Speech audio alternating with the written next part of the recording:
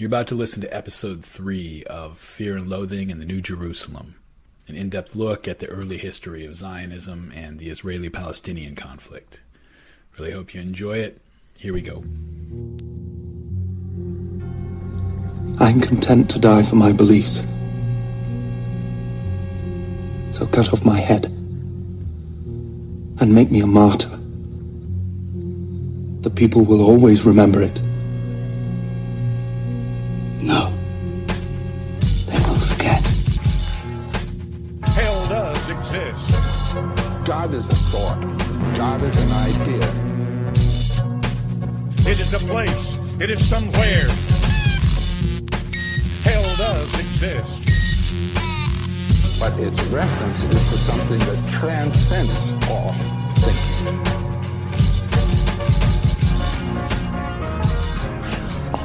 Why we must tear ourselves apart for this small question of religion. In the first 2 episodes of Fear and Loathing in the New Jerusalem, I started to talk about some of the cultural differences between the main groups in play. The Zionists, the Arabs, and the European imperial powers. And I touched on how these cultural differences presented the Zionists and the Arabs with their own unique advantages and obstacles as they tried to construct national identities for themselves in the years immediately following the First World War.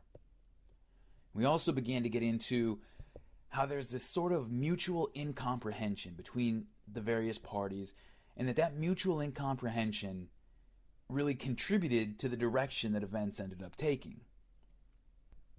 Now, originally, I had just cut out a ton of material and commentary on some of the cultural issues at play, but recently I was listening to another podcast that made me decide that I just had to address some of these issues.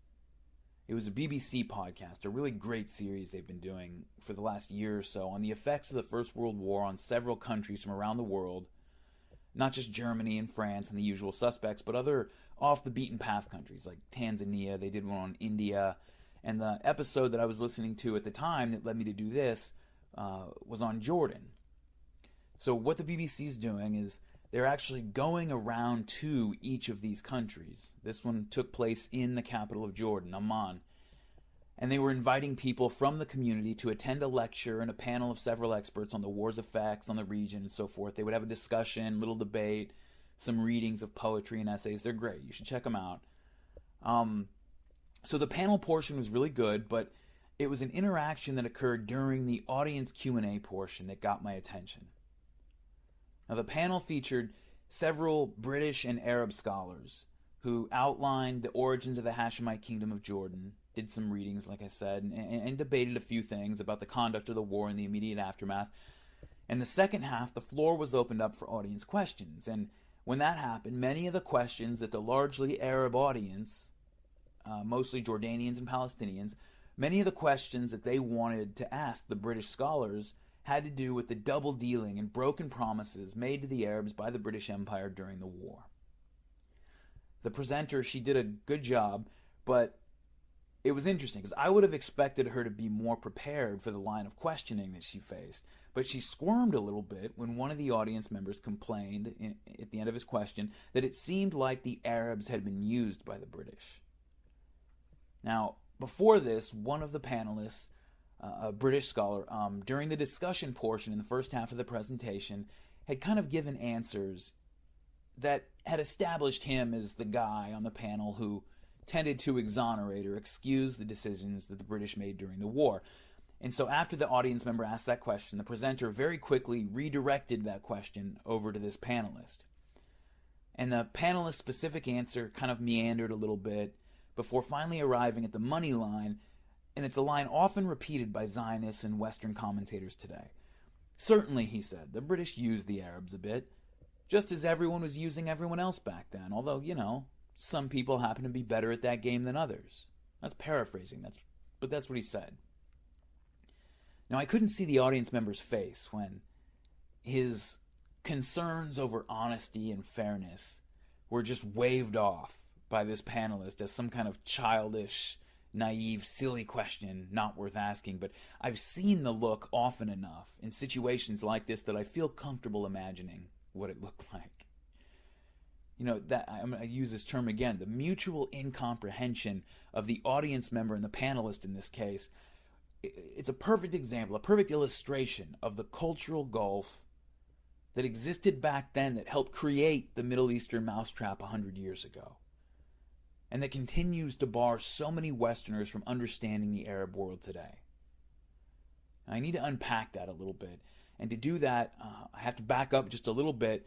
This is going to be a recap for everybody who's heard the first 2 episodes of Fear and Loathing, but I want to give a very brief summary of the events to which the 2 men were referring. During the insane and uncertain middle years of the First World War, we're talking 1915, 16, 17, in there, the British end up bearing a disproportionate amount of responsibility for holding together the Entente powers against the Germans, or against the Central powers of Germany, Austria-Hungary, and the Ottoman Empire. But primarily Germany and the Western Front are the concern here. It's turned into a brutal war of attrition, where the whole goal is to last one day longer, to keep your social system, your economic output, keep it all together one day longer than the enemy. Now, the French bore the brunt of the physical and human cost of the Western War, but the British were financing the whole thing. And many of their allies are on the brink of mutiny or revolution. Russia's falling apart. France is on the brink of mutiny in their army. Britain's doing everything that they have to do to hold this thing together.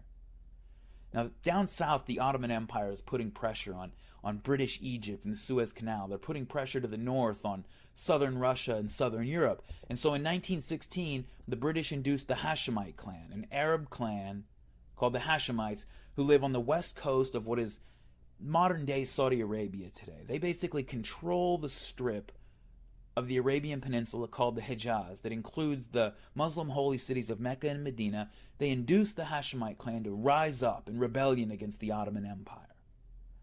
The idea was that this would force the Ottoman Empire to direct its energies inward and relieve some of the pressure on the Suez Canal in southern Europe. So the Hashemites agree to do this, but they are taking on a humongous risk here. If the war somehow ends in an armistice that leaves the Ottoman Empire with any power at all over Arab lands, the Hashemites are in huge trouble. Probably not even facing defeat. They're probably facing extermination. And so the British guaranteed that in exchange for the Hashemites' partnership, the Arabs would establish independent nation states under Hashemite rule once the war was over. The British guaranteed that they would see to it.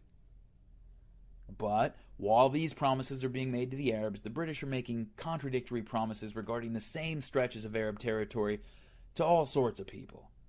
And it's a crazy war of attrition. The British are doing and saying whatever they have to keep things together. They're telling Italy, join us and you'll get this territory after the war's over. They're telling the Arabs, you'll get that territory. They're doing whatever they have to do. You've got the infamous Sykes-Picot Agreement promising the French that they're going to be granted possession of Syria, Lebanon, some of the surrounding territories there. The Sykes-Picot Agreement also stipulated that the British would maintain control of Mesopotamia and Palestine. That's most of the territory that the Arabs are concerned with right there. And then they issue the Balfour Declaration, making promises to the Zionists regarding the establishment of a Jewish home in Palestine. So all sorts of contradictory promises. When the war is over, the peace is being negotiated at the Paris Peace Conference. The Arab military leader, Emir Faisal bin Hussein bin Ali al-Hashimi, we'll just call him Emir Faisal or just Faisal in this talk, he heads up to the Paris Peace Conference to try to navigate the various conferences and bureaucracies of the Entente powers to make the case for the primacy of the promises that were made to the Arabs. But when all's said and done, the French and the Zionists get what they had been promised, and the Arabs were left out in the cold. They didn't get much of anything that they'd been promised.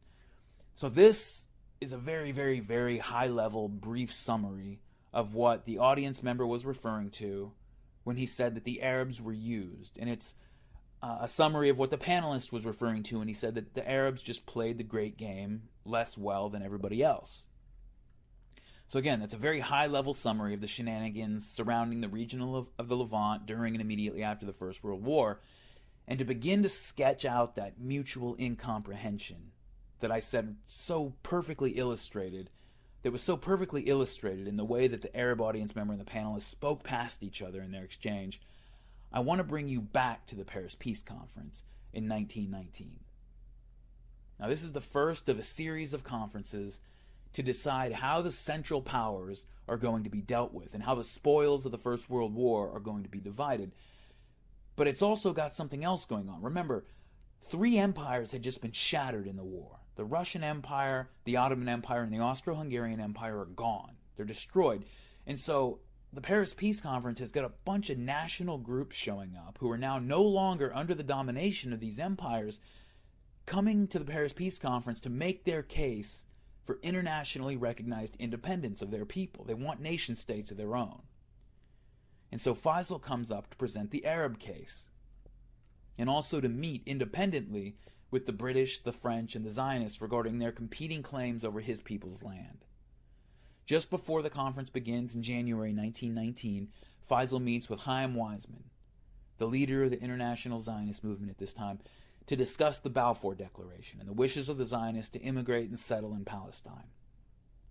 I covered this in episode 2 of Fear and Loathing in the New Jerusalem, but again, I had to cut it shorter than I wanted to, and I left out something very interesting. So I'm going to expand on it here, a very interesting aspect of their exchange, I guess. The outcome of the meeting is well known. Amir Faisal agreed in general terms that the Jews would be allowed to immigrate and settle in Palestine, to be full and equal citizens in the new Syrian kingdom that he was establishing. So this agreement that the Jews were going to immigrate and become citizens of this new Syrian kingdom of Faisal's, it was typed out and signed by the two parties. But something I found very interesting was a note that Faisal left at the end of the agreement, sort of an addendum.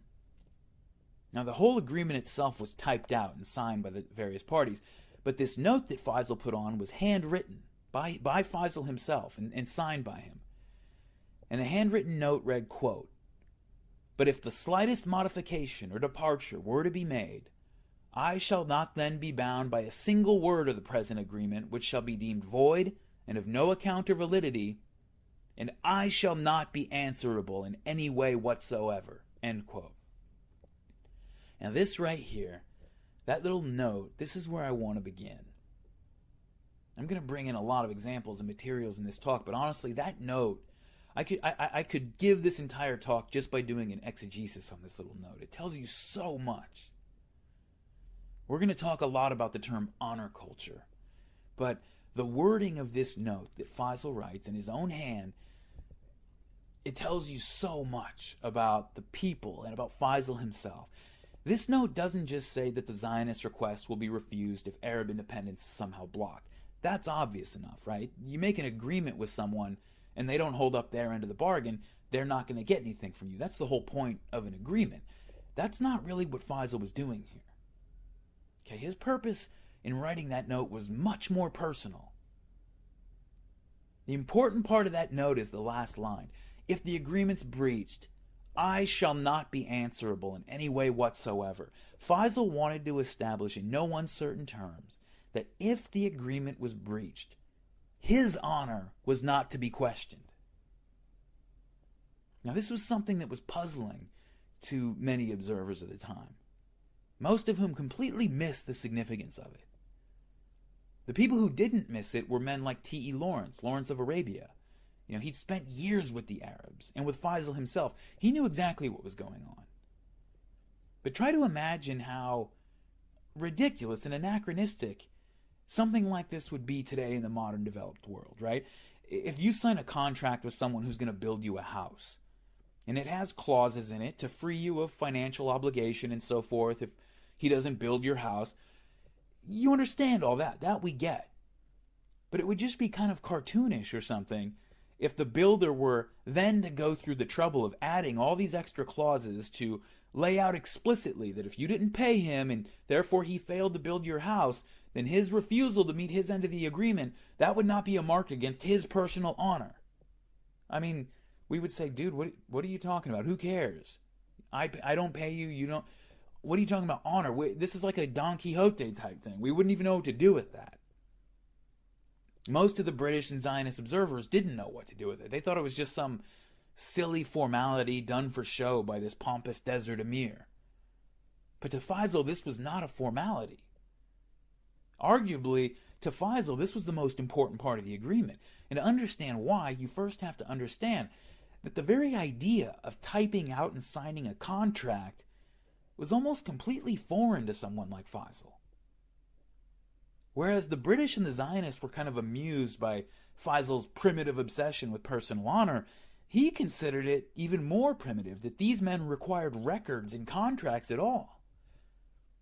That these men weren't able to just make agreements based on their word and their reputations. Now, when the BBC panelist says that the Arabs played the political game with less skill than the Europeans, he's either missing or ignoring a very fundamental point, which is that the Arab leadership simply thought it was inconceivable that people would just lie, just outright lie to their allies to get what they wanted. And sure, you could say this is naivety and that it qualifies as playing the political game poorly, but I don't think that's what most people mean when they say something like that. Most people mean that they were outmaneuvered. You know, the panelist doesn't seem to get it. He says that everyone was using everyone else, but the Arabs really weren't using anyone. They weren't playing that game. They were using the British in the same way that you use a contractor that you pay to build your house. You know, there was an exchange going on, but they weren't playing the game where you try to slip phrases into the contract so that maybe you can pull one over on him and avoid paying the builder when it's all finished. This kind of thing was so dishonorable that they could hardly comprehend it. And it was just almost impossible for them to conceive that others, their allies especially, were playing that kind of a game on them. In the first episode, toward the end, I quoted a passage from T.E. Lawrence, and I'll quote that same passage very quickly again here.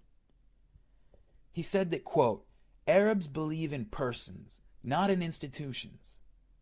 They saw in me a free agent of the British government and demanded from me an endorsement of its written promises. So I had to join in the conspiracy, and for what my word was worth, assured these men of their reward. In our 2 years' partnership under fire, they grew accustomed to believing in me, and to think my government, like myself, sincere. In this hope they performed some fine things, but, of course, instead of being proud of what we did together, I was bitterly ashamed." End quote. Faisal knew Lawrence personally. He knew him to be an honorable man. So if Lawrence was a representative of the British government, then the promises of the government had to be true. They could be trusted. If Lawrence said they were good, then they were good. And now I can already hear you out there, right? You're saying, "Now, okay, hold on a second.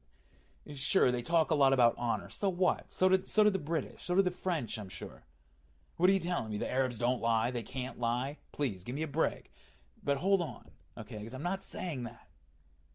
Of course, we should never mistake the professed ideals of an individual or a society when we study history for the lived reality, right? And I'm not asking you to be that credulous here. But I will ask you to consider a few things about Faisal himself before you jump to too many cynical conclusions. Let me tell you a story. Lawrence tells this story about Faisal in the book that Lawrence wrote after the war, where, let me preface this first. Lawrence loved Arab culture. Okay, he famously went about as native as a military officer can possibly go while still staying on his own side of the line. When Faisal went to the Paris Peace Conference, Lawrence, who was still a British military officer at the time, attended the Paris Peace Conference as an advisor to Faisal. And he came decked out in full Arab dress and everything. So he's a huge fan of these people. And yes, you have to keep that in mind when you read his accounts and when you listen to the story that I'm about to tell you. But you also have to remember that there's a reason he became such a huge fan. Okay, so anyway, in his book, 7 Pillars of Wisdom, it's the book Lawrence wrote after the First World War, Lawrence tells this famous story that begins with Faisal in Damascus, in the months just before his family raises its banners in rebellion against the Ottoman Empire. Faisal has come to Damascus to meet with Arab nationalist leaders that are allied with his family and are going to rise up with him once the rebellion begins. But his business with them has to be conducted in secret, because the Ottoman secret police are all over the place. The secret police are under the command of the notoriously brutal Ottoman general Jamal Pasha, and they are ruthlessly rooting out any hint of Arab separatism because they know it's in the air. So since the rebellion hasn't begun yet, and Faisal's Hashemite clan is still, on paper, a prominent ally of the Ottoman Empire, Faisal is brought into Damascus by Jamal Pasha as a visiting dignitary, a visiting nobleman. But he's kept under close watch. there are suspicions regarding his family's loyalty, but no proof, so Jamal Pasha just simply tries to keep an eye on Faisal, while Faisal ducks and weaves around the city in secret meetings with his friends and allies. Now, whenever the secret police captured an Arab nationalist, Jamal Pasha would pull Faisal from whatever he was doing, and he would force him to attend the public execution of this Arab. The condemned man had usually been brutally tortured by the time he's about to be hanged, and he bore all the signs of it, beatings and cuts and bruises and all this, as he's led out to be hanged. Now, very often these were men with whom Faisal had just recently met, and who were incurring this damage and subsequent execution because they were allied to Faisal's family. Very often these were some of his best friends. But Jamal Pasha already suspected Faisal's loyalty, so he would have his men watching very carefully for any reaction from Faisal or from the condemned man, both of whom had to go through this whole process, very careful never to make eye contact with each other or give any sign to indicate that they had any idea who the other person was. Faisal watched many dozens of his friends be tortured and killed in this way, and he would have faced the same fate if he had been caught in his secret meetings with them. He would have faced the same fate if any of his captured allies had given Faisal up under torture, but not a single one ever did. Faisal only lost his cool one time during a hanging when he blurted out that Jamal Pasha's brutality was going to cost the Ottoman Empire everything it was trying to avoid, and it actually took intercessions from some of the Hashemites' high-ranking friends back in Istanbul, the capital of Turkey, to save Faisal's life. So very often, after an Arab separatist was captured, tortured, and killed, Jamal Pasha would make Faisal come up to his chambers, and Faisal would have to sit there while Jamal Pasha ate his meal and drank wine and threw a temper tantrum where he would scream at Faisal a bunch of abuse about Arabs, about how they were all dogs, all scum, and all just so forth, things like that. So Faisal would sit through this night after night after night, watching his friends be executed and tortured again and again, and having to listen to this abuse from the person that's doing it, always looking for an opportunity to slip out for another meeting with his allies to plan this upcoming rebellion.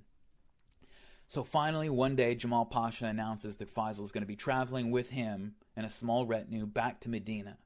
Now, Mecca and Medina, again, are part of the territory that is under the control of Faisal's Hashemite clan. This is Faisal's home country, so they're going to be heading right back into the heart of Faisal's territory. Now, the Hashemites had been raising and training an army that the Ottomans thought was going to be used in an assault against the British on the Suez Canal, but which was actually preparing to rebel against the Ottoman Empire for Arab independence. The purpose of this trip was for Jamal Pasha to go inspect this army that the Hashemites had been raising. So Faisal prepares to mount up with Jamal Pasha and a small bodyguard of Turkish forces when Jamal Pasha comes to him and says that they're going to have company. Coming along for the inspection of this Arab army would be the Generalissimo of the entire Ottoman army, Enver Pasha. Now, this is a huge opportunity. Try to imagine. At the time, 3 generals were essentially in charge of the entire Ottoman army. And 2 of them, including the Generalissimo himself now, were proceeding into the heart of Faisal's family's territory with only a small bodyguard to protect them.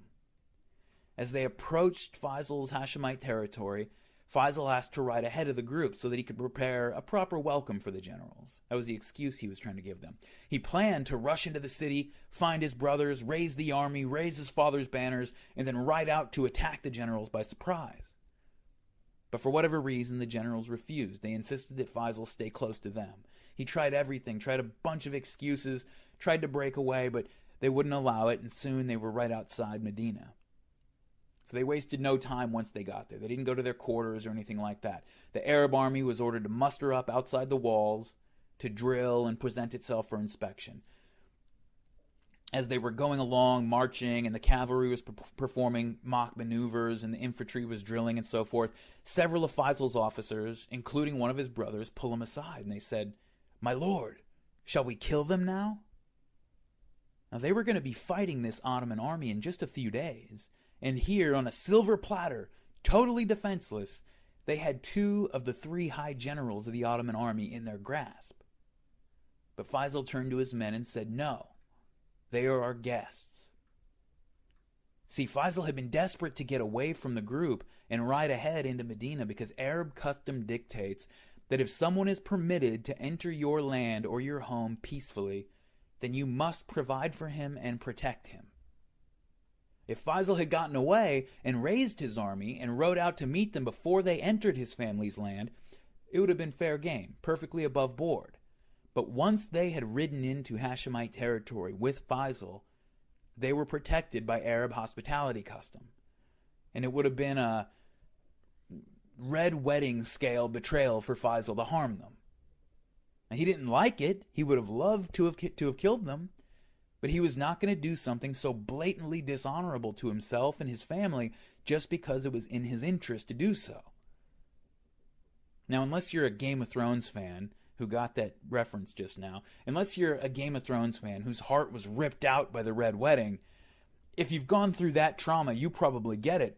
But unless you understand that, you probably think, okay, Faisal, dude, come on, we get it. You're an honorable guy. You've registered your opposition to all this, but get out of the way. You've got the two most important generals of the army you're about to be fighting, and deception is part of war. Kill them. Right? I mean, his officers definitely thought he was taking this whole thing way too far. How many of them were going to die on the battlefield later over this minor point of honor? They thought Faisal was out of his mind, so they decided to kill the generals anyway. Faisal would just have to get over it. In fact, they thought they were doing him a favor because he had registered his opposition. They would take the hit for it, right? He ended up having to get in the middle of his men in full view of the Turkish generals, but just out of earshot, and plead for the generals' lives. And he had enough respect with his men that he made a dent, but some of his men still thought that they had an opportunity to finish off this war right here, right now, and they were determined to act. So Faisal ends up putting his own personal bodyguard on the two generals, escorting them around, and eventually riding back with them to Damascus to ensure their safety. Now think about this. I mean, this does seem like something out of a comic book, right? Capturing or killing these two generals would have been a huge deal. It would have dealt a huge blow to the Ottoman army that Faisal was just about to start fighting. And think about the fact that Faisal had spent months watching Jamal Pasha torture and kill scores of his best friends and allies for the crime, although Jamal Pasha didn't know it at the time, of being allied to Faisal's cause. It seems almost ridiculous not to take advantage of this situation, right? I mean, the generals actually ended up becoming suspicious of all the attention they were getting. Faisal tried to explain it away as part of an Arab custom just to show symbolic respect by giving the generals a superficial personal guard, but the generals didn't buy it. So they become convinced that the Hashemites and their Arab allies are up to something. They begin to reinforce areas that would become key in the uprising. Faisal's refusal, in other words, cost him the initiative in his rebellion. I mean, it almost seems kind of ridiculous, except in a storybook kind of way, but this is the guy who's trying to navigate the backroom dealings of the Europeans and the Zionists at the Paris Peace Conference. He might be able to believe that the Zionists and the British would try to renegotiate at the edges of their agreements, but the idea that they were simply lying, that the people that Lawrence was vouching for were simply lying, was almost incomprehensible to someone like Faisal. He wasn't a child, he had his doubts, but the word of Lawrence and the other British officers, whom he knew to be honorable in their personal dealings, that pushed him over the edge. That was enough for him. Now, Lawrence was a British military officer, so he had to obey orders and tell Faisal what he was told and play his role, but he hated it. And so after the war, he ended up doing everything he could to fight for the Arab cause at the peace conference and beyond. Now, I'm making all this sound pretty romantic and idealistic, right? Surely I'm whitewashing the reality of it, right? That would be the appropriate response from anybody in the modern, developed world, because we almost can't imagine anybody behaving this way, at least not under duress. We look back today at any age with values different from our own, or that the traditional histories say were different from our own. And today, we are engaged in rewriting histories and deconstructing traditional narratives because we assume that those values couldn't have been real. They must have been whitewashed or exaggerated. Nobody behaves that way. This inability to imagine a worldview different in any fundamental way from our own is at the root of the incomprehension that I mentioned at the beginning. But am I exaggerating? Is this just a romantic idealization? I would say this. I would say that, of course, Faisal is a kind of embodiment of this value system, right? He took it all the way. And that obviously not everyone, including his officers, took it as seriously as he did. But as to whether this is just some idealization, I would say not really. Not really. But it's not really whitewashing it either. Okay, there's a dark side to all this, and we're going to dig into that a little bit, because this is all part of a social system that arose in a specific environment to serve specific social needs. And like any social system, it's got things that can be idealized, and it's got a dark side. These values are romantic to Westerners like Lawrence precisely because they seem to reflect something that we've lost in modern society. A lot of people like to say that nothing was lost because none of this honor stuff, none of it ever existed. It was all just stories. I don't think so. Okay, I don't think so. Men like Lawrence didn't think so. And that's why they were so fascinated by what they found out in that desert. But the question is where that sense of loss comes from. Because that nostalgia, if you look at our literature, it seems ubiquitous in Western culture and has for a long time. Are we looking at something that we had but then lost? Or are we just looking at something completely different and not developmentally related to our society at all? That's the question I want to explore a little bit. And to start out, well, I want to start by trying to imagine a world that would create a person like Faisal. What would that world be like?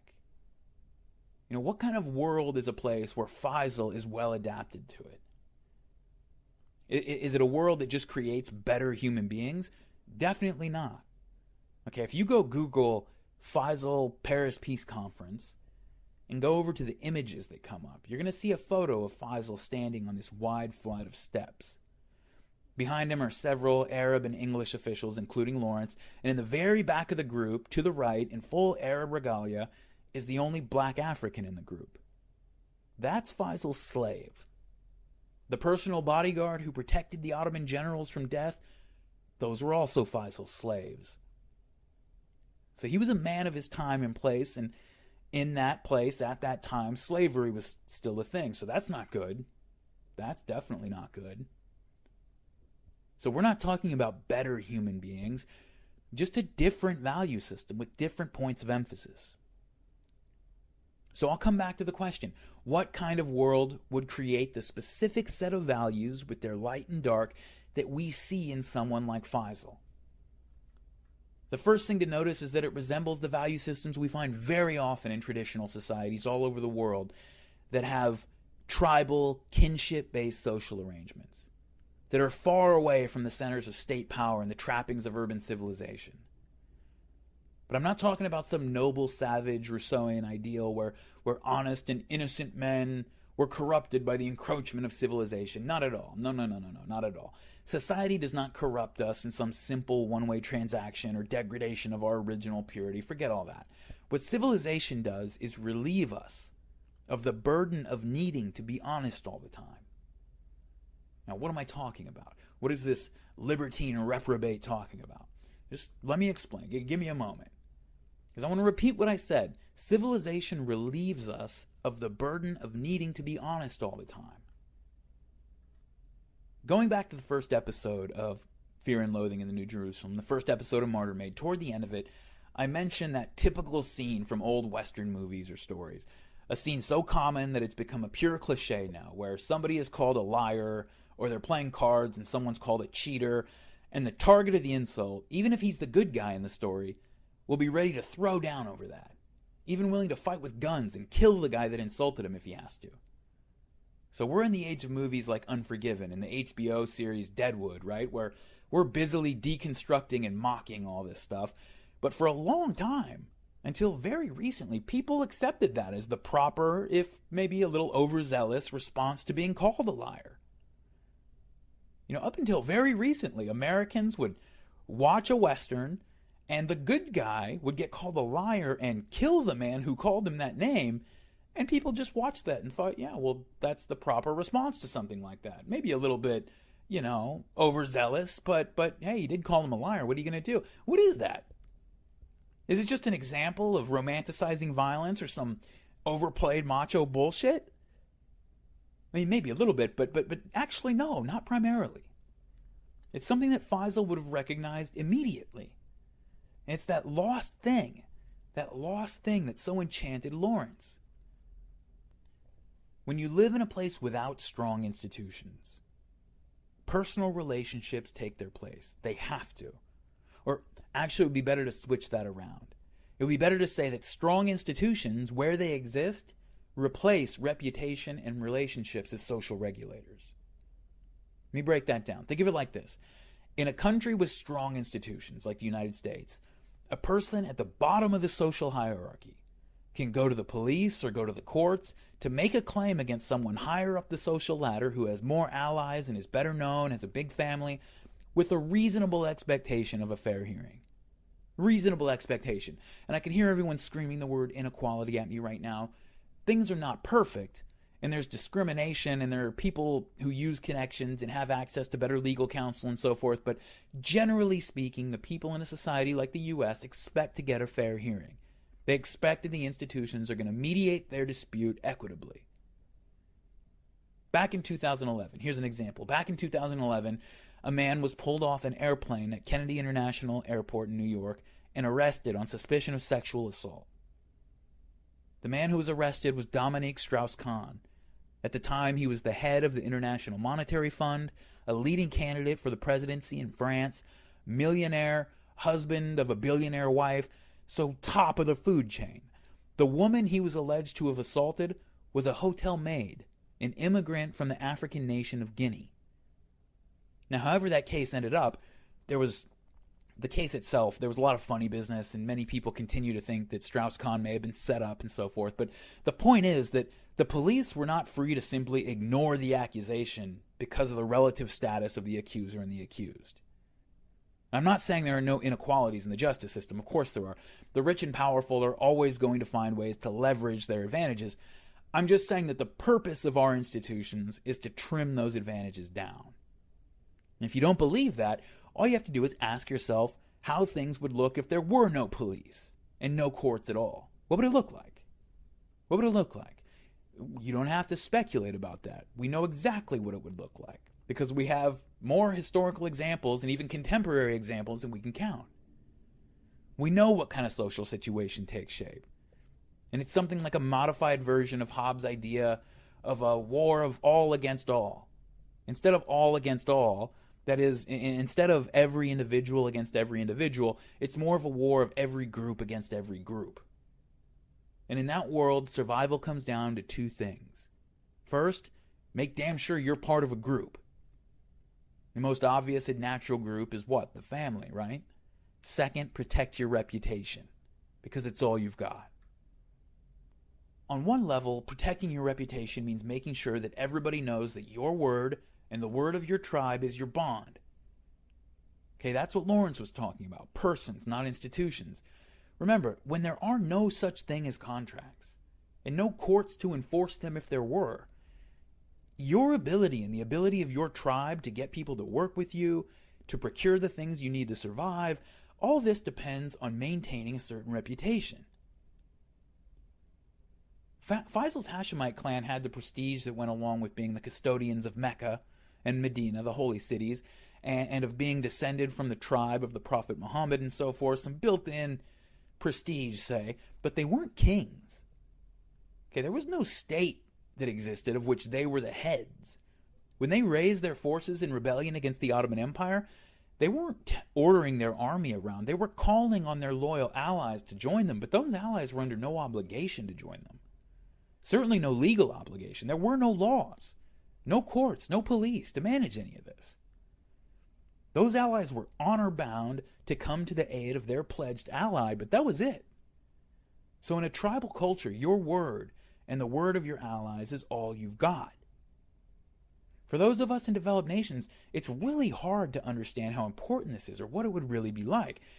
If you live here in Los Angeles, where I'm at, you can go down the street to Best Buy and plunk down a few scraps of dirty green paper with the president's head on it, And Best Buy will give you a brand new flat screen TV right then and there. They'll trade a TV for your dirty green paper, even if every one of your friends and family all think that you're just a dirtbag, horrible, evil liar. They don't care. Best Buy does not care because your reputation does not matter to them. All that matters is the reputation of the institution that issued those green pieces of paper in your wallet. In this case, the U.S. government. Even when your reputation does come into play, say on a credit application, the whole thing is part of this, bureaucratic system with scores and official reports and step-by-step ways of repairing your credit and all that. Even if the money you give Best Buy is counterfeit, or if you steal from them, we have systems for that. Best Buy doesn't send an assassin after you to send a message to everybody that this is what happens when you steal from us. No, they just fill out the appropriate paperwork and file an insurance report, call the police. It's all standardized. It's all institutionalized. It's all perfectly, gloriously boring. We take it for granted. We have no idea how lucky we are that things like this are boring. Imagine if you lived in a society where none of that existed. Where if you become branded as dishonorable and untrustworthy, even if it's unjustified and libelous, you might not be able to work, you might not be able to marry, you might not be able to trade to procure your basic needs, where even if you have something tangible to offer in exchange, in a society where reputation means everything, other people may still not want to risk associating themselves with you. Now that's where we flip over the coin to reveal the dark side of all this. I've spent a lot of time in the Middle East, and I'm always blown away by how polite and hospitable Arabs are. And in honor culture, a premium is placed on integrity, and individuals go to great lengths to avoid giving offense to others. But it also becomes imperative to make sure that everyone knows that you're not going to put up with even the slightest disrespect or insult. It's that old West cliche again, right? One cowboy calls another cowboy a liar or a cheater, and it's not just a possibility, it's expected that the one being insulted has to be ready to fight, even to the death, right here, right now, to defend his reputation. That's not macho posturing. There's a sociological purpose to it, and it's what we're talking about here. When you can't rely on institutions to mediate and regulate your interactions with others, your name is all you have to stand on. Surviving in an honor culture doesn't mean you have to be violent, but it does mean that you have to make it clear to everyone that you're willing to take it there if you're pushed. Now, under a state, the state claims a total monopoly on the use of force. Individuals agree to completely give up their right to retribution and to seek individual redress and self-help. They agree to submit all of their complaints to the state institutions for arbitration and judgment. Now, we've lived this way our whole lives, right? So we're used to it, but it's not hard to imagine why some people, well, most people, honestly, most tribal people that the Western world has moved in on, often resist this encroachment of the establishment of states. It takes such an act of trust that you almost can't believe it ever happened at all. A good example of all this, a really good illustration of it, rather, is in the Bible. Some of the early books of the Hebrew Bible, or the Old Testament if you're a Christian, basically records the process of a group of loose kinship-based tribes trying to make this transition, make the jump into being an early state, from a traditional society into a complex society. In the first book of Samuel, for example, the various Hebrew tribes are telling their leader Samuel that they want to have a king like all the other peoples around them. They want a king, and Samuel's trying to tell them that they're not going to like it. You guys probably don't want this, and once you step that way, there's no going back. He tries to tell them they should just stay the way they are. Things are better this way, but they insist. They want a king. And so Samuel has this little chat with God about the whole thing. He says, they want a king. What should I do? God says, tell them they don't want a king.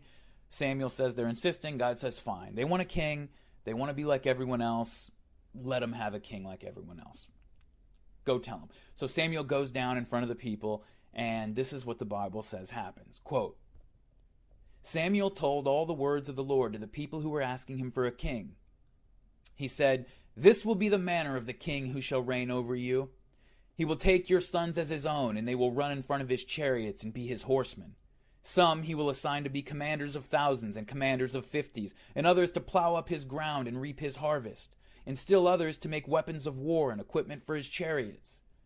This king will take your daughters to be his perfumers and cooks and bakers. He will take the best of your fields, the best of your vineyards and olive groves, and give them to his servants. He will take 1/10 of your grain and 1/10 of your vintage and give it to his officials and his servants. Your male and female servants and the best of your cattle he will take for his own use, and your asses he will put to his own work. Real quick, I don't care what anyone says, even if you're a raging atheist. You gotta love a millennia-old book, a millennia-old holy book that has someone warning his people that if they choose a king, that king's gonna take their asses and put them to work. Anyway, back to the book of Samuel. He will take 1/10 of your flocks, and you yourselves will become his servants. When that day comes, you will cry out for relief for the king you have chosen, but the Lord will not answer you in that day. But the people refused to listen to Samuel. No, they said, we want a king to rule over us. Then we will be like all the other nations, with a king to lead us and go out before us and fight our battles. End quote. Now, when they say king here, what they're talking about is a state. They want a state. Samuel's trying to tell his people that they're going to give up a lot of autonomy here. Once it's gone, there's no getting it back. But they're seeing the people all around them with states and armies, and they want to be able to level up and compete with those people. And Samuel's trying to tell them it's a trap. It's a trap. He's trying to warn them that this king is going to take away their sons and daughters. That's a very important part of that message. And remember, this is being written after the fact. So this is almost a lament of something that did happen.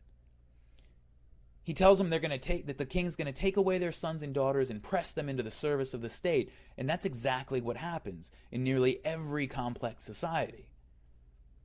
In the last episode of Fear and Loathing, I said that family loyalty and state institutions are naturally antagonistic.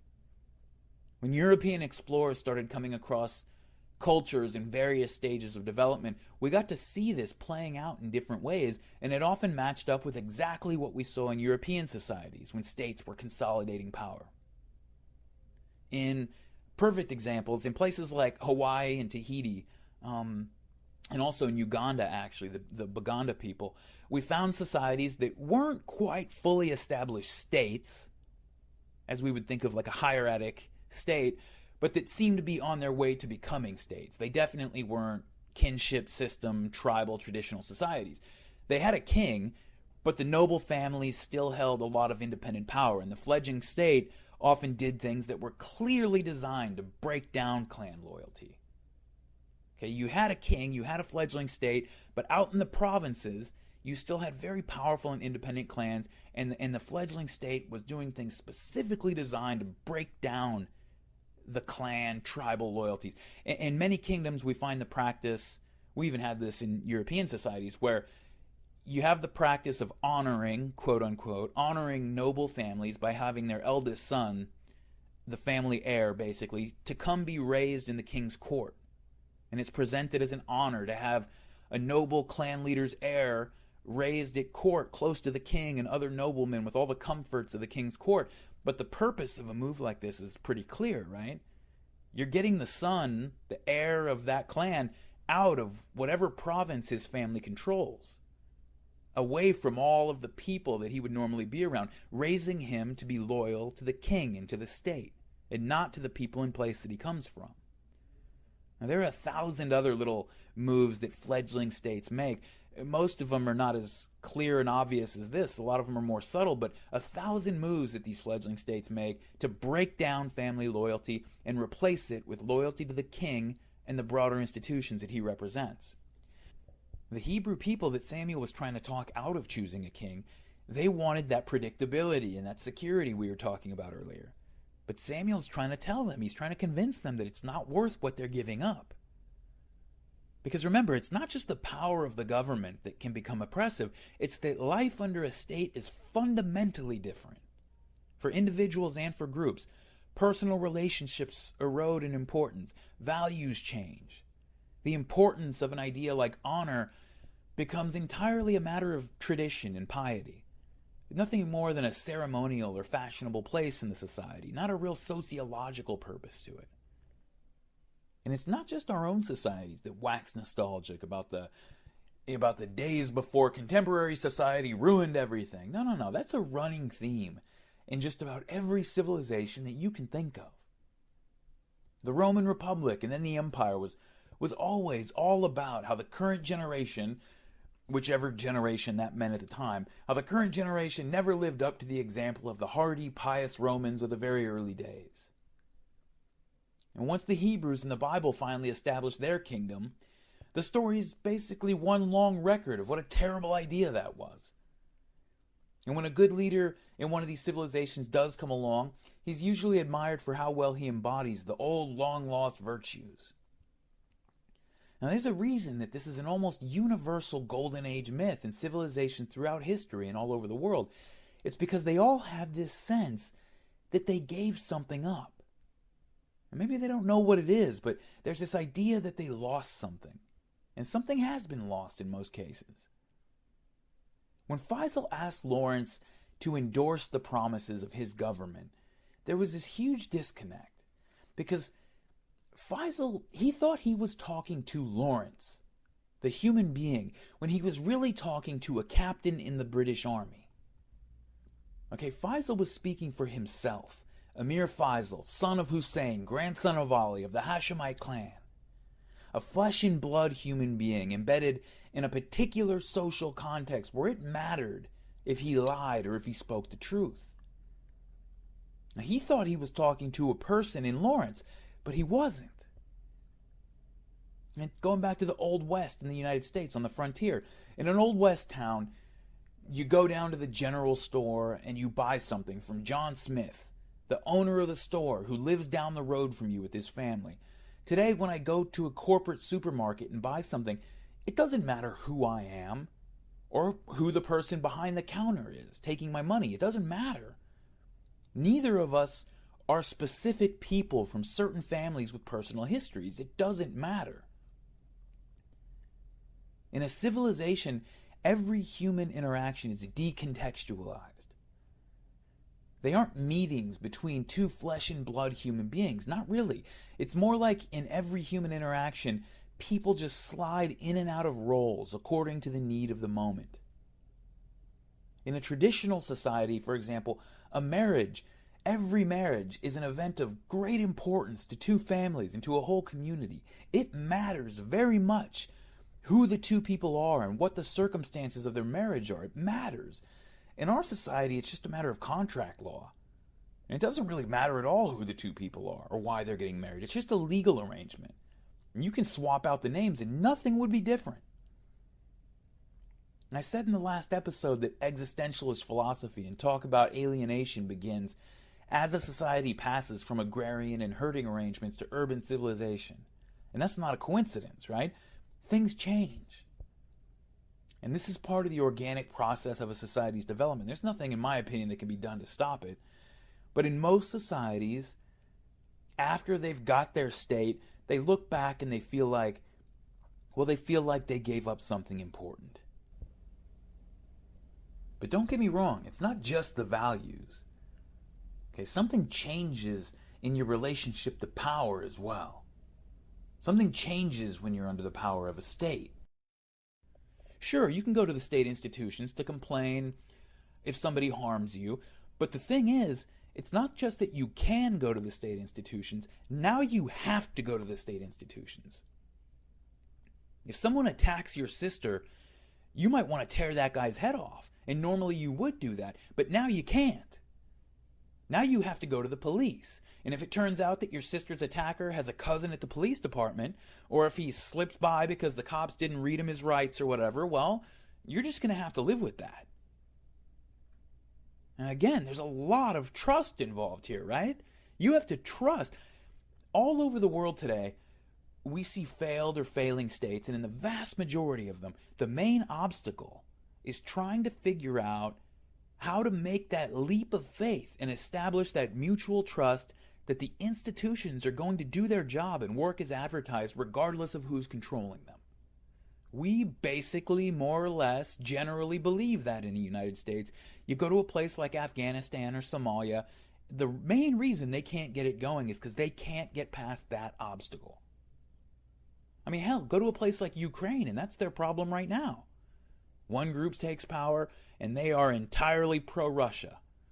And so the other half of the country is angry at that. Then the other group takes power and they are entirely pro-European Union, and the Russian side gets angry. And they just switch off, and both sides try to undo everything that the last side did, consolidate power, make it so that the other side can't take back over. It's just this back and forth battle. You know, we completely take it for granted in the United States, but we have had dozens of transitions of presidential power, administration to administration to administration. Some of those transitions were bitterly contested, right? The 2000 election, George Bush and Al Gore. You still have tons of people today that say George Bush shouldn't have won that election. It went to the Supreme Court. It was a corrupt process and all that. But regardless of that, not once every single one of them has gone through peacefully. Al Gore didn't go get together all his people in the Democratic Party and raise a rebellion against George Bush to take the presidency. No, the institutions work, and we transition peacefully. It's incredible that we have done that dozens of times now without having any major incidents. But actually, you don't even have to look at failed or failing states to see this at work. You can see it at work right here. We have some of this same dynamic in developed countries like the United States, in subcultures that have less of a positive relationship, say, with the institutions of state power. If you look at the criminal underworld, any criminal underworld, or if you look at the drug game in the U.S., for example, you see that same Old West attitude where people can get killed over the slightest sign of disrespect. I mean, half of gangster rap and that whole aesthetic is about letting everyone know two things, right?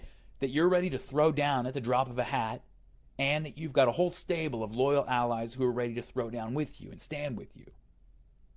This isn't just some random appropriation of an old value system. This is the social system that always emerges in a situation where you don't have a secure relationship to state institutions.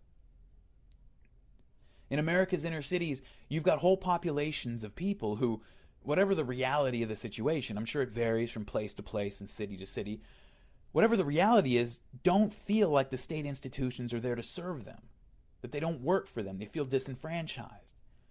The state apparatus exists, but although they live inside the borders of the United States, a lot of these people have traditionally been on the outside of that state in important ways. They're in the borders, but outside the state in many ways. See, we have to remember something important, right, about states. And this is something that can really easily get lost when you live in a place like the United States.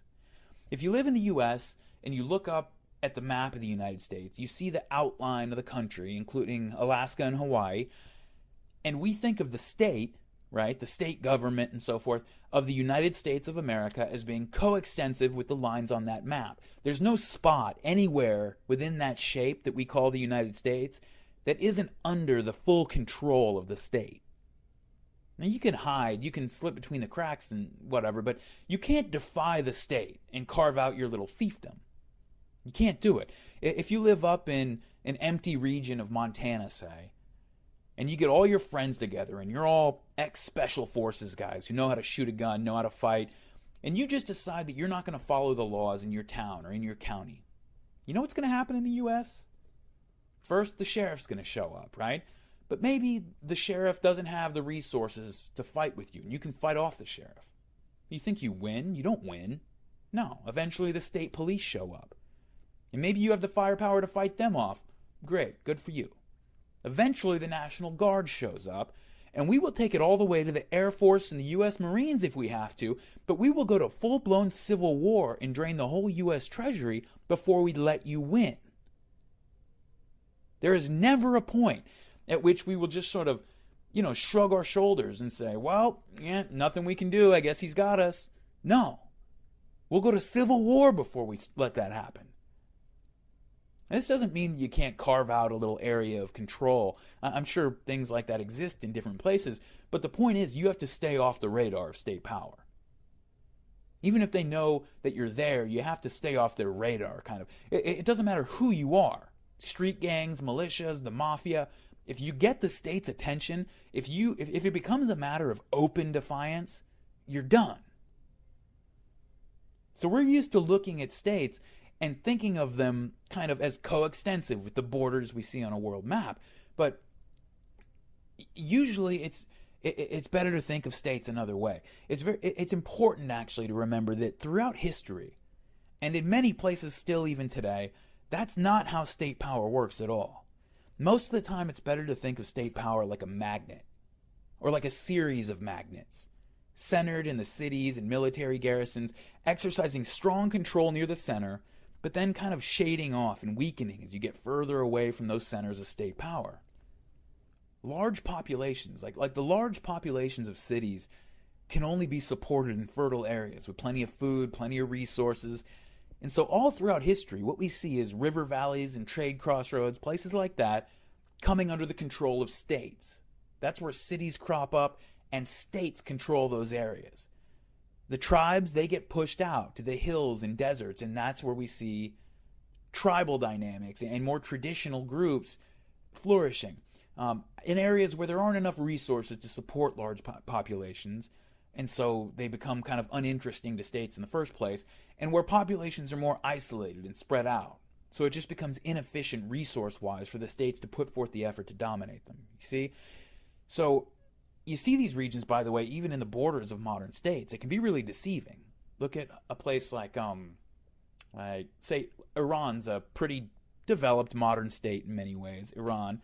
But there are whole regions up on the Iranian plateau or over around around the Baluchistan border region with Pakistan, where nomadic tribes live simple lives with almost total autonomy. It can be very deceiving because they're within a country, but in most ways, they don't really belong to that country or that state. They live autonomously, only occasionally making contact with any signs or representatives of state power. Most importantly, though, even though these people fall inside the borders of modern nation states, they very much consider the governments of those states to be essentially foreign powers. They retain all of their tribal dynamics and power structures and consider the governments of whatever state they happen to fall in as a sort of, as a sort of foreign power almost. They identify fully with their tribe. And when they have dealings with the representatives of the state, they experience it as something like meeting with a foreign dignitary. And it's hard for us to imagine that, but that's really how it is in a very literal way.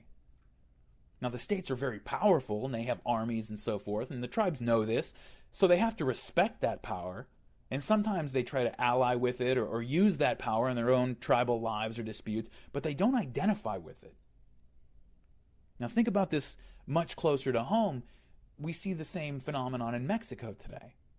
We all know the shape of Mexico on the map, but that's not really Mexico. Mexico is a series of magnets spread out around that territory, with influence fading the farther you get from each magnet. And where those magnetic fields don't overlap, or where they're interrupted by mountain ranges or deserts, you can't really call that Mexico in anything but a geographic sense. Politically, it doesn't make a lot of sense to call it Mexico. In the U.S., that group of special forces guys in Montana, they would never reach a point where they win, right? Where the state apparatus just shrugged its shoulders and said there's nothing to be done. In Mexico, this is exactly what happens for whole swaths of territory. There are whole regions that are under the control of the cartels who, when the government forces come around, they don't hide from the government. They reach for their guns.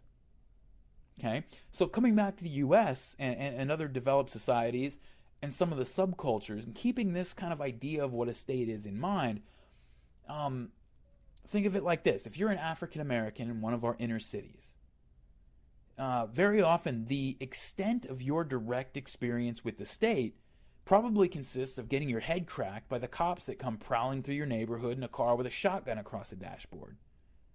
They don't really have a relationship to the state or any level of familiarity with the apparatus other than that, in a way that would allow them to interface with it in the way that other people might be able to.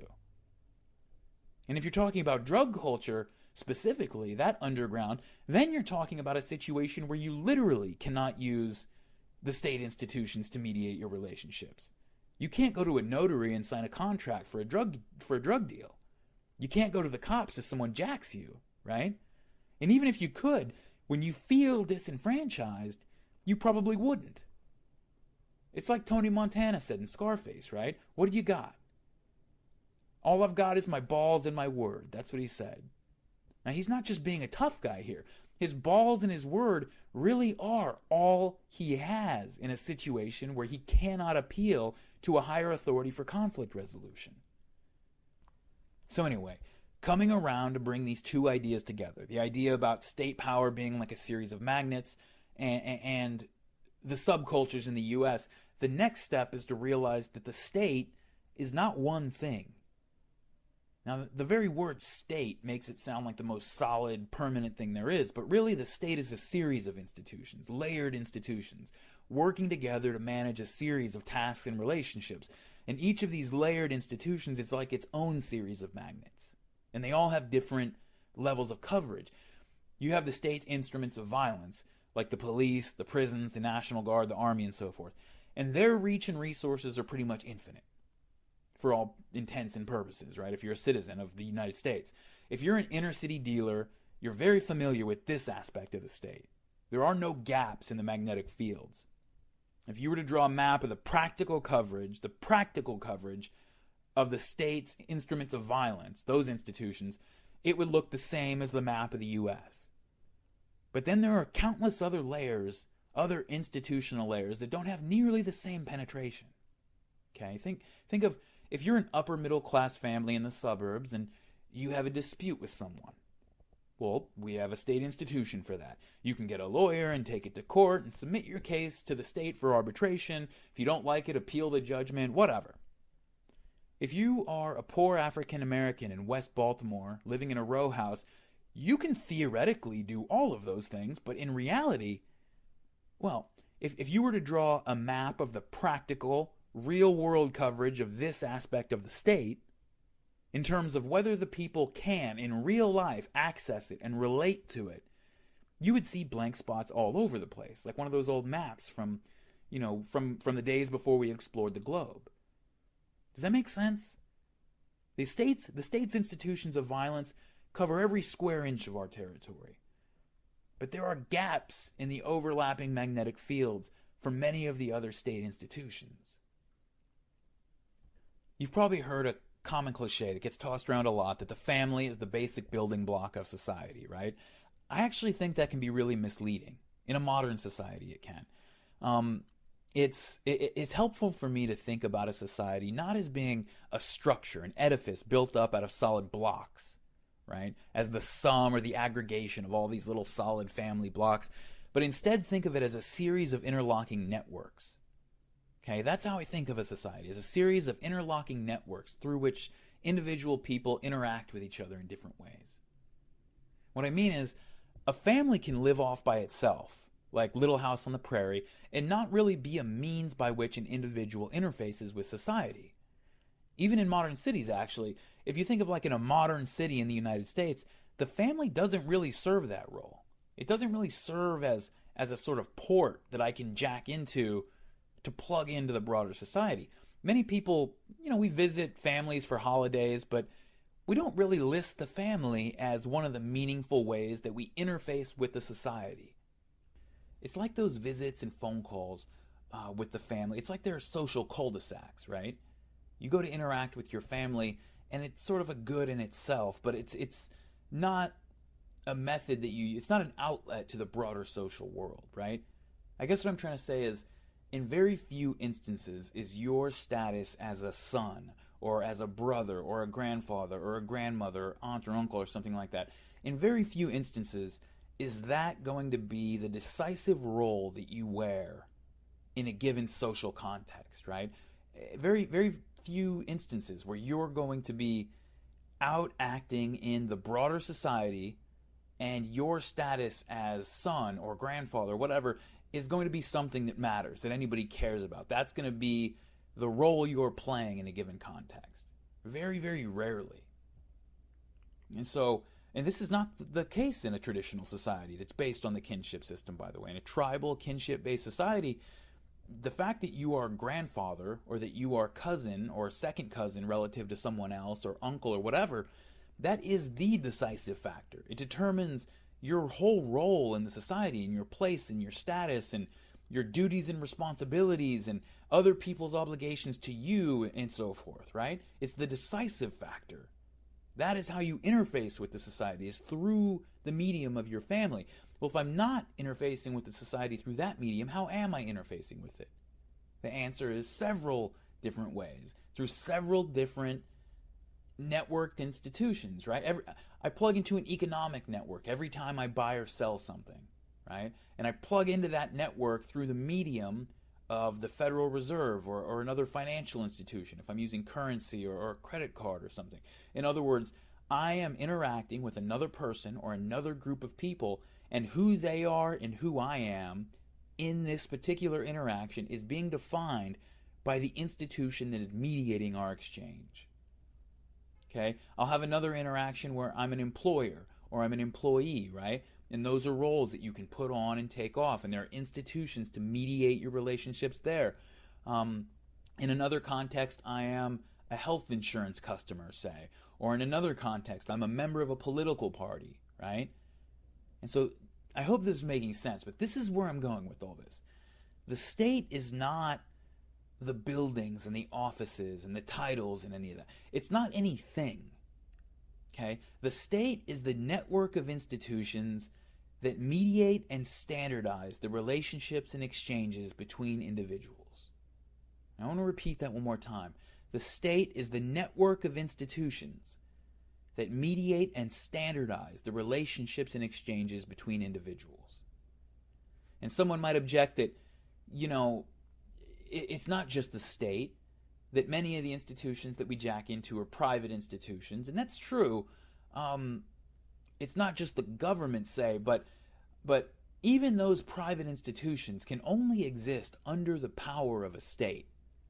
A financial institution needs a state to mediate disputes and issue currency, etc., right? When it comes down to it, and I'm talking to anyone out there calling yourself an anarchist, when it comes down to it, your important choices come down not to oppression or freedom, but to institutions or gangs.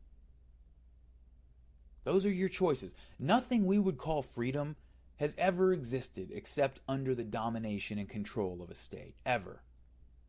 And true, independent tribes have certain liberties that people under states give up, but go do a survey of a woman's life, or even of a man's life in most cases, in Pashtun Waziristan today, and get back to me about how free it is. Now, the groups have, it's like this, the groups have freedom as groups, but it often comes at a greater cost to individual liberty than any states require. Because individuals can't survive on their own. You have to have a group. You have to be able to call on allies, usually your family, to back you against other groups. It's like, they say in prison, say, you got to find a gang, right? I don't know if that's true, but it's on TV. Anyway, so even though you're theoretically free to do whatever you want, there are no laws or police to tell you can't. You're theoretically free to do whatever you want. Groups tend to police individual behavior internally. They police individual internal behavior fiercely. And they have to. Makes sense, right? I mean, if there's a possibility that my whole tribe is going to get sucked into a multi-generational blood feud because my loose cannon cousin tries to sleep with the daughter of some tribal leader, I'm going to make damn sure that my loose cannon cousin gets tightened up real quick. And that girl's father is probably going to make sure that, his daughter stays indoors or puts a burqa on when she has to go outside. In Homer's Iliad, right, the Achaeans go to war and destroy the city of Troy because a prince of Troy ran off with the Spartan king Menelaus' wife Helen. A whole city and people was destroyed to avenge that insult. Well, if Helen had been in a burqa, that probably wouldn't have happened. Probably wouldn't have happened. Now, the classical Greeks actually seem to have taken that lesson from the Iliad, by the way. I don't know how much you've read about it. You read about how the Athenians were with their wives, and it's not an exaggeration. It would make the Taliban proud. That's not an exaggeration. I don't know how the enlightened Greeks get off the hook for that, by the way. Now, look, I'm not saying any of this is good. Okay, definitely not. I'm definitely not saying it's good. I'm just saying that it had a sociological purpose. It had a sociological purpose that had nothing to do with religion, by the way, and everything to do with the group anarchy of a tribal system. So generally speaking, groups give up their autonomy under states, but unless you're one of the most powerful members of the most powerful tribe, individuals usually experience more freedom under state power. You know what, though? Actually, let's talk about religion for a second, very quickly, because I know a lot of people out there are going to have strong opinions one way or the other about what I just said. I'll stick with things most people today associate with the Islamic world, because that's kind of what we're talking about. So most people think about the sequestration of women or female dress codes like the burqa as being rooted in the Muslim religion, right? Or to take the most extreme example, they consider something like honor killing, where a girl is killed by her family members because of some real or imagined unapproved sexual relationship, to be about the Muslim religion, or at least about religion, since honor killings occasionally happen in other groups as well, other religious groups, occasionally. But all of these things existed before Islam ever came around. Okay, the Prophet Muhammad didn't invent the burqa. He didn't invent honor killing or any of that. These behaviors existed before it came around. They're rooted in tribal social arrangements where, as ugly as they are, and believe me, they're as ugly to me as anybody, they had a purpose at one time.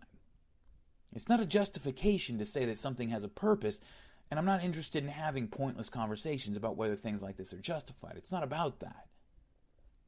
See, very often, even the most oppressive laws laid down by a new religion are a moral step forward at the time. And that's something that's really hard for a lot of people to grasp. We see it out of context today, and all we see is the oppression. People will point out some rule in the Bible, say, like how if a man rapes a woman, then all that man has to do is take her as a wife and pay her family some fixed amount of money, right? People bring that up as evidence of how the Bible is endorsing evil patriarchal values, and it's hard to argue with that line of reasoning, right? It says right there, you can do whatever you want to a woman as long as you have 50 pieces of silver to give her father. It sounds pretty obviously horrible until you realize the reason that a rule like this comes about. I mean, what do you want? Thinking back to that time, what do you want? You want the rapist to go to prison? Who's going to arrest him? There are no cops. Who's going to sentence him? There are no courts. There are no judges. There are no prisons.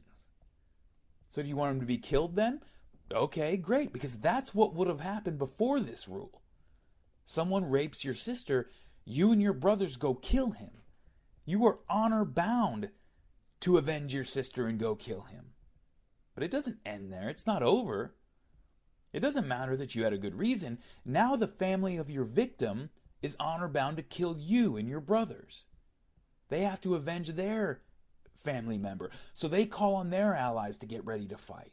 And it steps up one level.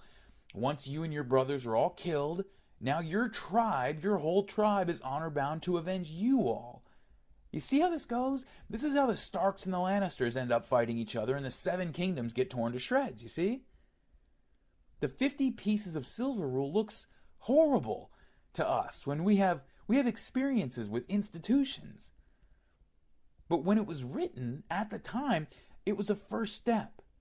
Okay? It was an attempt by these people, in the absence of all that, it was an attempt by these people to get together and come to some kind of an arrangement where there were commonly agreed upon penalties for violations so that they could stop getting into these full-fledged multi-generational blood feuds every time a crime happens.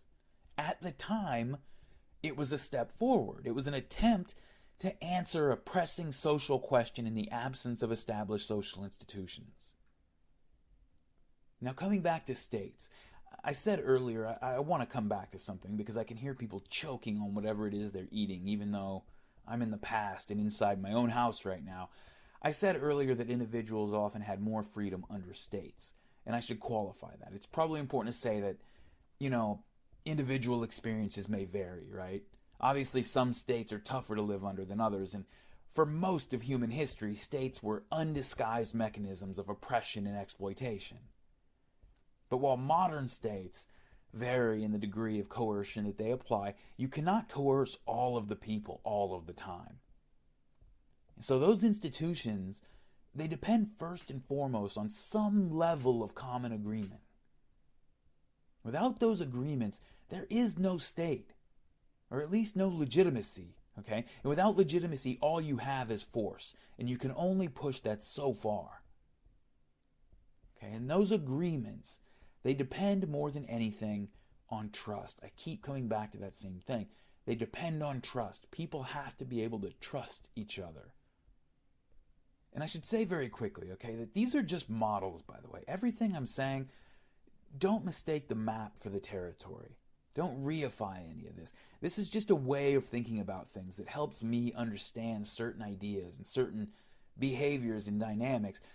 So again, don't mistake the map for the territory. It just helps me to think of a society not as a structure built out of individual blocks, but as the series of networks which allow individuals to regulate their interactions with each other.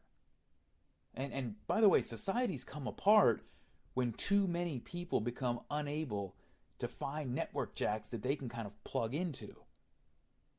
Okay, that's something that we need to keep in mind in our developed societies today. You can have all the state apparatus you want, but when too many people find themselves in those little blank spots, those areas with no coverage, find that they can't access the broader society through the state institutions, look out, okay? That's how societies come ripping apart.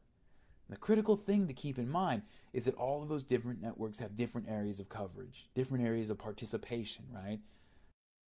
Now, there are many, many places all over the world and even in developed societies where if two people have a dispute, they don't have access to the state institutions. If two people have a dispute, they're not going to court, they're fighting over it.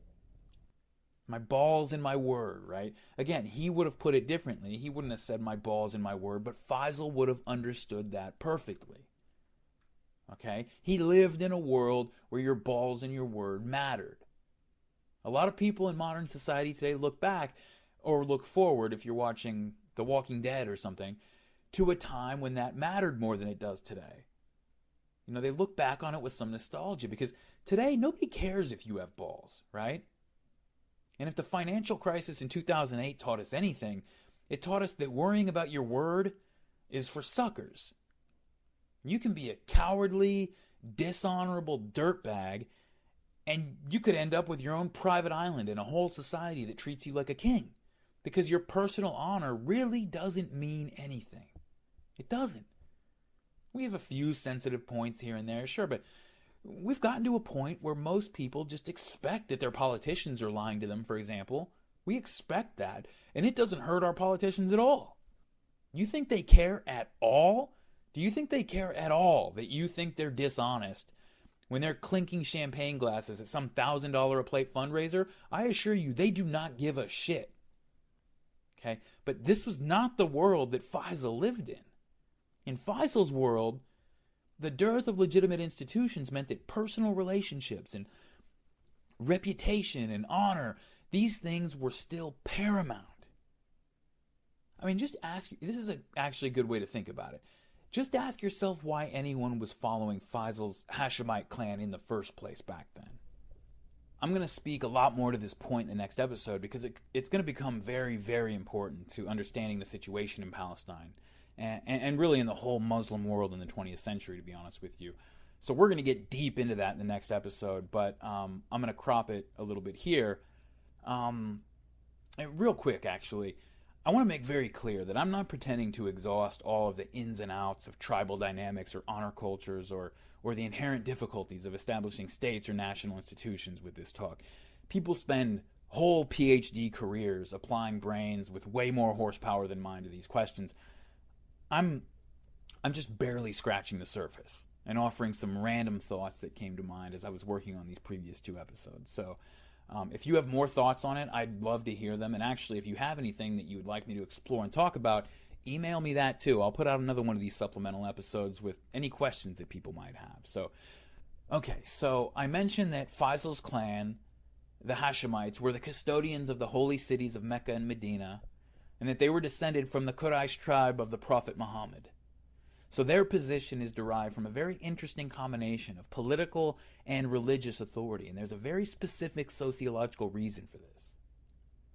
In the traditional tribal cultures of the Muslim world, religious figures have always filled a very unique and important sociological niche.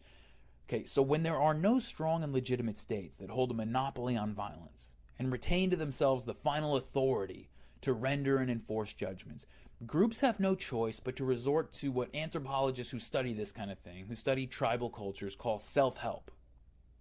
Now, this has nothing to do with positive thinking or morning yoga routines, right? It just means that if you have a dispute with someone, it is on you to solve it.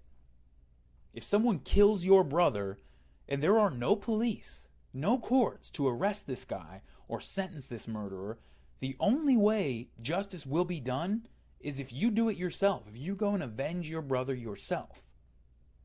And since the killer probably has a family and a clan and a tribe who will be honor-bound to avenge him, if you get to him for murdering your brother, you can very easily get into this back-and-forth cycle of violence and reprisal after reprisal that we mentioned earlier. And unless one side is wiped out, a blood feud can eventually pull in these vast super tribes that are allied to both sides and go on for years and years, or even generations, unless the two sides can somehow agree to terms.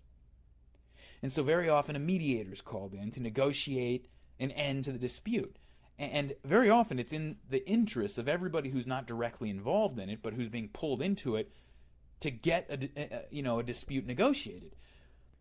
Now, since the families are all nested into larger lineage structures, the mediator is often a common, respected relative, right? So if you think of the tribal structure as like, I don't know, one of those Russian eggs that each contains a smaller egg, or, okay, think of it like a gigantic family tree tumbling down from a single ancestor into more and more granular families through the generations. The mediator will often come from someone on the same branch who doesn't have a preferred relationship to one side or the other, right? So if you have a dispute with your brother, your father or your uncle can serve as a mediator. But if you have a dispute with a cousin, your father or your uncle's not going to work because they're not going to be impartial. So you have to go up another level and maybe have your grandfather or another one of your unrelated uncles perform the function, right? Does that make sense? See, the thing is, neither side is bound to accept any of the decisions or terms that the mediator suggests. Remember, this is all voluntary. There are no state institutions, okay? No courts. There are no laws. There's no law saying that you have to listen to this guy. And the decisions he hands down are not legal judgments. If you don't like the mediator's suggestion, you can reject the terms and get back to your feud, okay? It's all voluntary. So the mediator has got to be someone who is so widely respected, whose honor is so unquestionable, who's so widely regarded that the two sides in the dispute feel compelled to put in an effort, or else they're going to risk losing face. Okay, he's somebody with so much honor that all the people around, if you can't come to an agreement with him as your mediator, they're going to look at it as if you're the problem. Okay, so successfully mediating disputes is one of the most powerful ways to gain a reputation, to gain honor in a culture like this. And the larger your reputation, the more gravitas you're going to bring to future arbitrations, right? And there's a leftover recognition of this whole dynamic even in the American system, by the way. We still call a judge your honor, right? Well, in a culture where these informal arbiters don't have any institutional backing, an American judge has institutions behind him. Where there are no institutions, their power to force both sides to the table and mediate disputes comes from their reputation alone. Okay, so that all works fine when the feud is between two families with the same great-grandfather, right? But what do you do when two whole tribes with no common lineage or overriding authority, that doesn't exist? They have no common lineage to bring them to the table. Or what do you do when the tribes of a region, who are all theoretically equal and free, need to deal with national governments? When those situations, I'll let a British anthropologist, William Lancaster, describe it. He spent decades studying the Rawala Bedouin tribe spread out to the east of Palestine, and he talks a lot about this. He uses an Arabic term, ibn am, which is basically just an extended family with a common ancestor between 3 and 5 generations back. So it's a branch of the family tree. And he uses the term Ibn Am. That's what it means here. And he writes, quote, "Any ordinary tribesman mediates within his own 3 or 5 generation Ibn Am, or if he is well known between other Ibn Ams. He can never mediate on a larger scale because his reputation range is limited, and because there are no larger groups to mediate between until the level of the tribe. This is the job of the sheikh, as well as acting as mediators at Ibn Am level for themselves and others. The emir and the sheikh are mediators on behalf of the tribe or with national governments," end quote.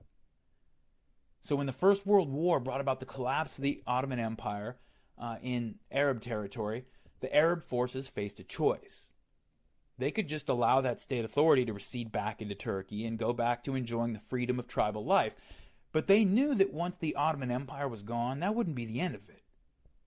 They knew they were going to have to contend with other states, including the European colonial empires, who could bring resources to bear that no collection of independent tribes could resist or compete with. And if they hoped to have any chance of keeping their independence now that the Ottoman Empire was gone, they were going to have to give some of it up by creating and submitting to a state of their own.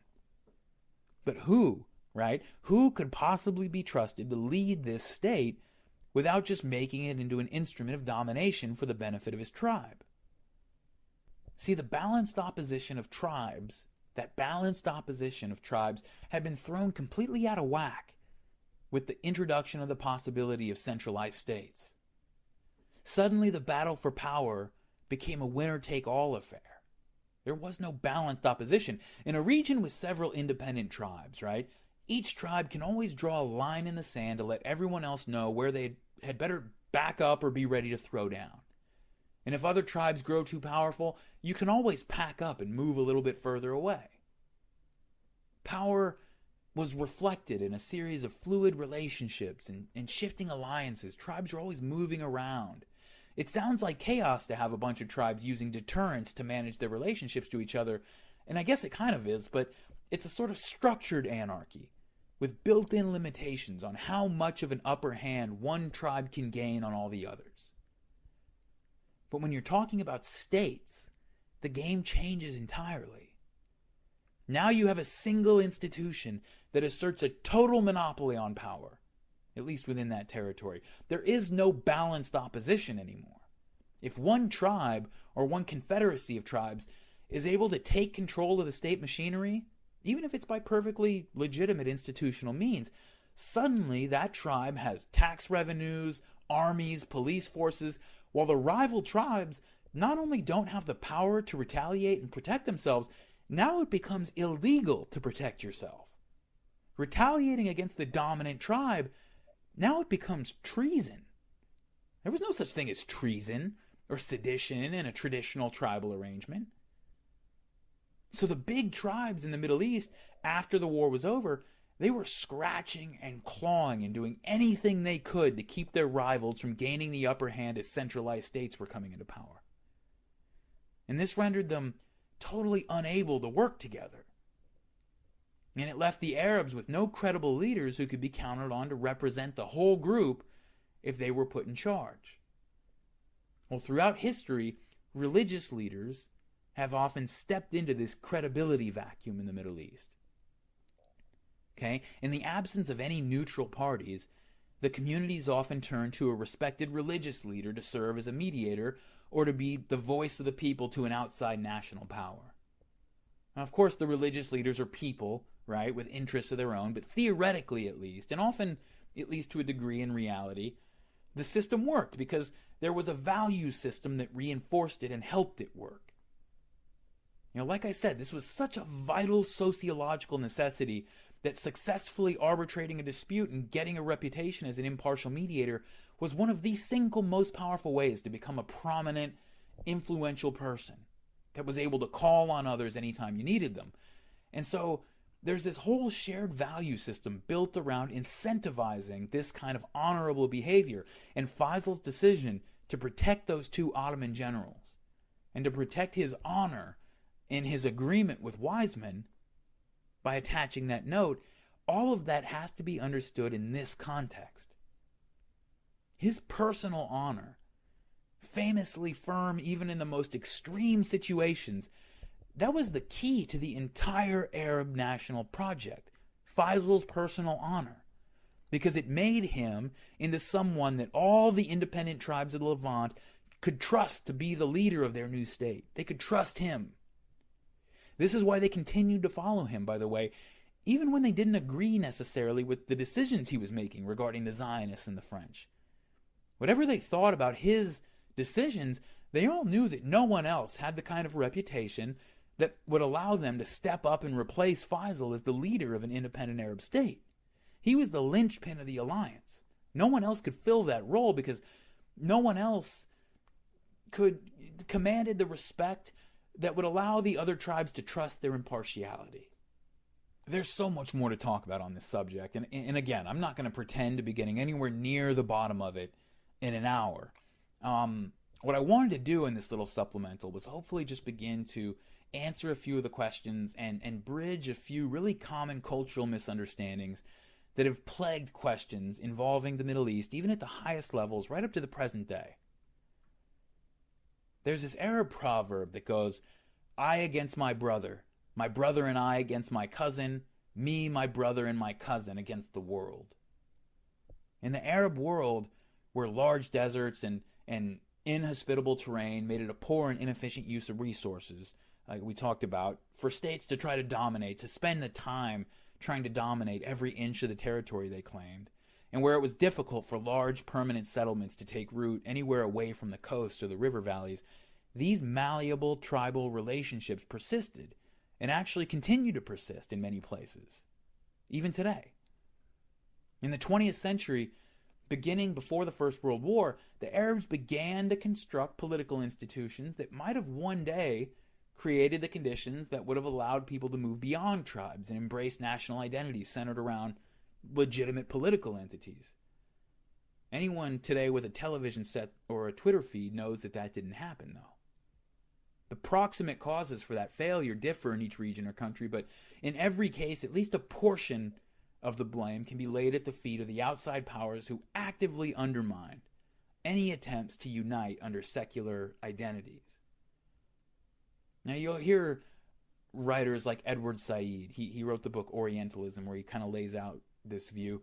You'll hear writers like him say that all this talk about tribalism or any other generalities is just, he calls it Orientalism. He says that the failure of Arab peoples to establish secular national states is entirely due to Western exploitation, but that takes it way too far, by the way. Western powers exploited internal divisions and took advantage of tribal dynamics, yes, but those weaknesses had to exist in order to be exploited. And so the question is, in one of these societies, if you're in a society that finds itself being exploited and colonized by outside powers, and every attempt to find common political ground on which to construct political institutions to face the threat is undermined, what do? What happens? Do you just give up? Just agree to keep fighting amongst yourselves and being colonized and exploited forever? What do? What happens? Well, I'll tell you what did happen. Starting after the First World War, Western powers moved into Arab lands, took control and installed leaders and political institutions that were never going to enjoy political legitimacy, popular political legitimacy on the local level. I mean, most of them were designed so that they would never enjoy popular legitimacy, the support of the majority of the people. They were designed that way. That's why the French put Shiites in control of the majority Sunni country of Syria. That's why the British put Sunnis in control of the majority Shiite country of Iraq, and so forth, right? I mean, think of it like this. What are you supposed to do if you're a part of the oppressed Shiite majority in Saddam Hussein's Iraq? Are you just supposed to be a proud Iraqi and a proud follower of Saddam Hussein? Probably not, right? You're a second-class citizen who's excluded from participating in the society and in the state institutions in any meaningful way. National identity is not really an option that you have. And so if national identity is out of the question as a rallying point, are you going to take, what else? You could take the communist route and come together around class identity instead of national identity. We know how that turned out. That's a great way to end up in one of Saddam Hussein's torture centers, probably with an American CIA operator watching the proceedings. So that's out of the question. So what? What then? If you're being exploited and humiliated and colonized by outside powers, the only hope you have of changing that situation is finding some way, any way, to unite, some common ground to unite on, so that you can meet other nation states on an even playing field. So when the usual secular political identities are all illegitimate, what are you going to do? You're going to find something else. And in the Middle East, that something else has been religion. 100 years into this process, and 14 years into the war on terror, we're used to hearing that there's something especially fanatical about Islam, right? There's something different about it. Something inherent in that religion that prevents the separation of politics and religion. And people will go find passages in the Quran and so forth to back that up. In the next episode, we're going to start to see why that's nonsense. That is total nonsense. There's nothing special about Islam in this regard. Okay, every Christian in Europe a few centuries ago would have considered it just as impossible for the two realms of politics and religion to be separated as any member of the Islamic State does today. Go back 5 or 6 centuries to Spain or France and tell anybody you find that politics and religion should be totally separate realms and see what happens to you. Okay, they would have considered it impossible. Religions become the identity of choice in the Islamic world because it is the only feasible, legitimate rallying point in a part of the world where outside forces have made every effort to poison all the other options. Often, these outside powers have gone so far as to fund and support religious extremists specifically to counter any secular nationalist movements. We've done this over and over again. In the next episode, we're going to see how this process began in Palestine and how it helped set the terms of the Arab-Israeli conflict up to today. And through that story, we'll also see how it shaped Palestinian and Arab identities and created the conditions now for a civilizational conflict. But I'll save all that for the next episode of Fear and Loathing in the New Jerusalem, the next narrative episode. Give me 2-3 weeks at most, and I'll have it out for you. I've put it out there now, so now I'm on a deadline. If I don't have it out by then, you can hold me to account. If you have any questions, by the way, or any disputes with anything I've said, feel free to hit me up. Shoot me an email. Go to the website and leave a comment. If there's something that you want me to dig into and research, or if there are questions you have, you want another supplemental episode, I'd love to hear it. At the end of each one of these, by the way, at the end of each series, I'm thinking of doing maybe a question and answer so that I'll open up the floor. And if anybody has questions about anything that we covered in the story, I might do like a good hour, 2 hour, whatever episode where we really dig into some of the questions that come up more frequently. So if you have any questions, hit me up on Facebook or Twitter or on the website, and I'll definitely get to them and get back to you one way or another. If it's not on the podcast, it'll be back with an email. So feel free. Open door policy. I'll see you next time.